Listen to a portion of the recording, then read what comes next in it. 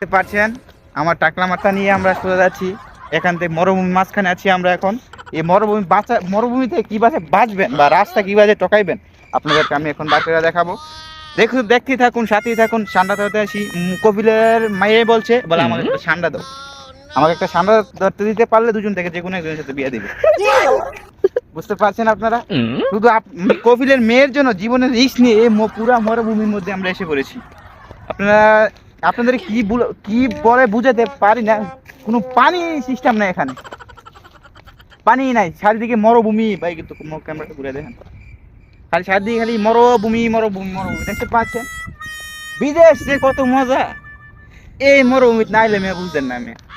মেয়ে আপনারা কেমনে বুঝাবো? মেয়ে মজাটাই বুঝবেন। আশা করেন আপনাদেরকে নিয়ে না হয় একদিন ঘুরবো মরুভূমিতে এসে।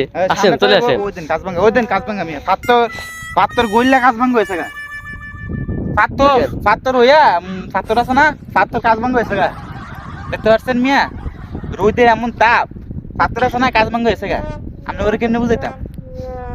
বিদেশ জানি কোন আইবেন মিয়া, আপনার কথা মিয়া কোনো ইয়া নাই মিয়া। যে রোদ মিয়া সত্য মধ্যে লাগবে সুবাহ